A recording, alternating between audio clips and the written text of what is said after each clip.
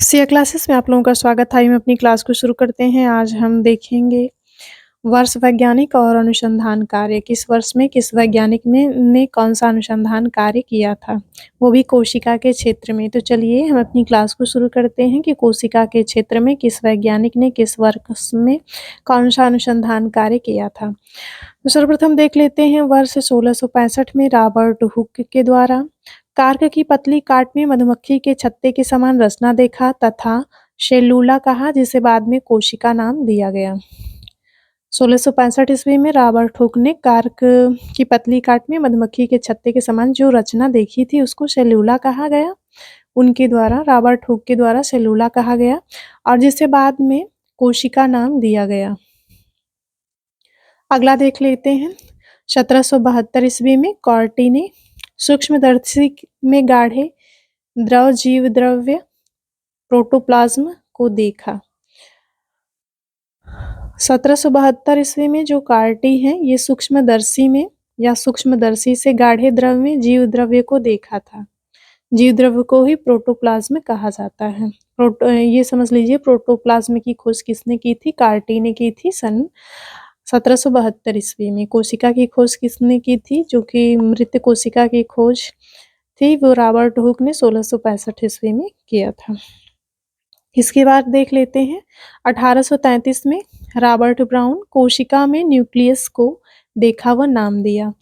1833 में जो Robert brown है इन्होंने किसकी खोज की थी? न्यूक्लियस, जिसको हम केंद्रक कहते हैं। कोशिका में न्यूक्लियस की खोज की थी या फिर न्यूक्लियस को देखा था 1833 ईस्वी में। किसने? रॉबर्ट ब्राउन ने। और कोशिका की खोज किसने की थी? रॉबर्ट हुक ने। किस सन में की थी? 1665 ईस्वी में। तो ये कंफ्यूजन वाला प्रश्न है और ज़्यादातर ऑप्शन में दोनों लोगों का नाम देता है, तो इसको आप लोग ध्यान में रखिएगा। अगला है 1838 में स्लाइडन व श्वान केंद्रक में न्यूक्लियस की खोज की तथा कोशिका सिद्धांत प्रतिपादित किया।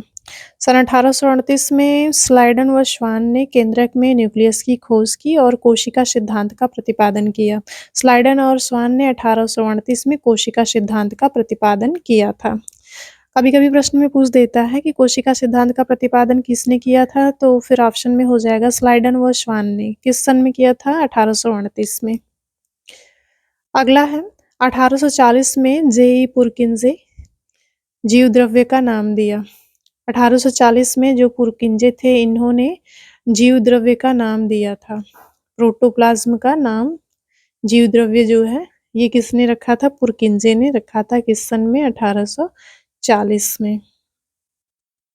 अगला है 1867 ईस्वी एल.एस. जॉर्ज कोशिका में गाल्जी काय की खोज की थी।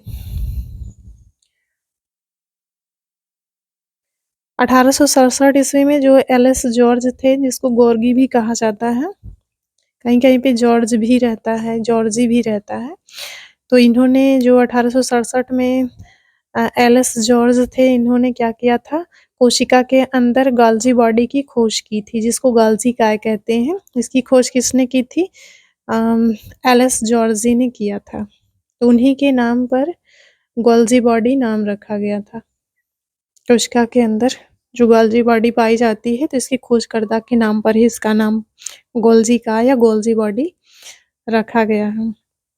अगला है 1880 में ई स्ट्रासबर्गर ने क्या किया था? कोशिका में उपस्थित तरल द्रव को साइटोप्लाज्म तथा केंद्रक में उपस्थित द्रव को न्यूक्लियोप्लाज्म या केंद्रक द्रव्य कहा था। 1880 में जो ई स्ट्रासबर्गर थे इन्होंने क्या किया था? कोशिका में उपस्थित जो तरल द्रव होता है उसको साइटोप्लाज्म कहा और जो केंद्रक में उपस्थित द्रव होता है उसको न्यूक्लियोप्लाज्म या केंद्रक द्रव्य कहा या फिर नाम दिया। ये किसने दिया था? स्ट्रासबर्गर ने। किस सन में दिया था? 1880 में। 1881 में डब्ल्यू वाल्डेयर केंद्रक में उपस्थित धागे सदृश संरचना को गुणसूत्र क्रोमोसोम्स नाम दिया। 1881 में डब्ल्यू वाल्डेयर ने क्या किया? केंद्रक में उपस्थित जो धागे जैसी संरचना होती है उसको गुणसूत्र क्रोमोसोम्स नाम दिया। कि ये जो गुणसूत्र होते हैं वे क्रोमोसोम्स होते हैं, ये किसमें पाए जाते हैं? आपके केंद्रक में उपस्थित होते हैं और ये धागे के समान संरचना होती है और इस धागे के समान जो संरचना होती है इसका नाम क्रोमोसोम्स किसने रखा था? डब्ल्यू वाल्डेयर ने रखा था। अगला है 1882 डब्ल्यू फ्लेमिंग। डब्ल्यू फ्लेमिंग ने क्या किया था? समसूत्री मिटोसिस विभाजन की खोज की थी। 1882 में जो डब्ल्यू फ्लेमिंग थे इन्होंने समसूत्री विभाजन की खोज की थी जिसको मिटोसिस के नाम से जाना जाता है। 1887 इवान वेंडिन सेंट्रोसोम की खोज की थी। 1887 में इवान वेंडिन ने क्या किया था? सेंट्रोसोम की खोज की थी।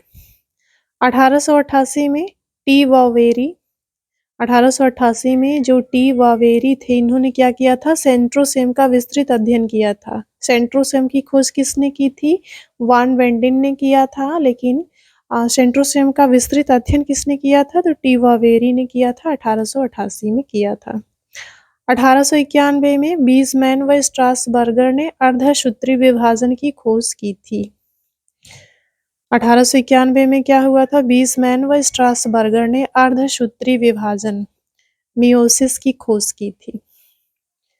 और मिटोसिस की अगर खोज पूछता है तो डब्ल्यू फ्लेमिंग ने किया था। किस सन में? 1882 में किया था।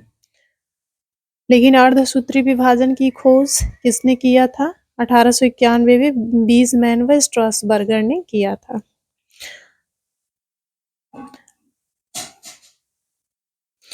अगला है 1899 में आर आल्टमैन केंद्रक में उपस्थित न्यूक्लिन पदार्थ को न्यूक्लिक अम्ल कहा था। 1899 में जो आर आल्टमैन है इन्होंने क्या किया था? केंद्रक में उपस्थित जो न्यूक्लिन पदार्थ होता है उसको न्यूक्लिक अम्ल का नाम दिया था या फिर न्यूक्लिक अम्ल कहा था या न्यूक्लिक एसिड कहा था। किसने? आल्टमैन ने। किस सन में? 1899 में। अगला है 1941 क्लाडी राइबोसोम्स की खोज की व इसे माइक्रोसोम नाम दिया।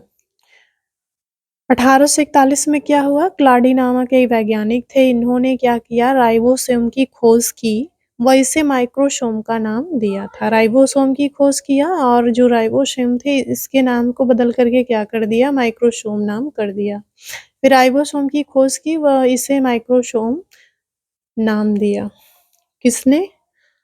क्लाडी ने। किस सन में? 1941 में। 1945 में पोर्ट क्लाडी फूलम 1945 में क्या हुआ? किस वैज्ञानिक ने? पोर्ट क्लाडी और फूलम ने एंडोप्लाज्मिक रेटिकुलम नाम दिया। एंडोप्लाज्मिक रेटिकुलम नाम दिया। 1953 में बी वाटसन व एफ एच क्रिक ने क्या किया था? डीएनए का मॉडल प्रस्तुत किया था। 1953 में बी वाटसन व क्रिक, ज्यादातर आता है वाटसन एवं क्रिक, डीएनए का मॉडल प्रस्तुत किया था। किस सन में? 1953 में। अगला है 1955 में क्रिस्टान डी डूवे, डूबे भी रहता है, कहीं कहीं डूबे ही सिर्फ रहता है, लेकिन इनका पूरा नाम है क्रिस्टान डी डूवे। 1955 में इन्होंने क्या किया था? लाइसोसोम की खोज की थी। ये रहे महत्वपूर्ण वैज्ञानिक और उनके द्वारा किए गए महत्वपूर्ण अनुसंधान कार्य। तो क्लास यहीं पे समाप्त होती है। इससे आपका प्रश्न पूछा जाता है एमसीक्यू में, इसको आप ध्यान से पढ़िएगा। क्लास यहीं पे समाप्त होती है।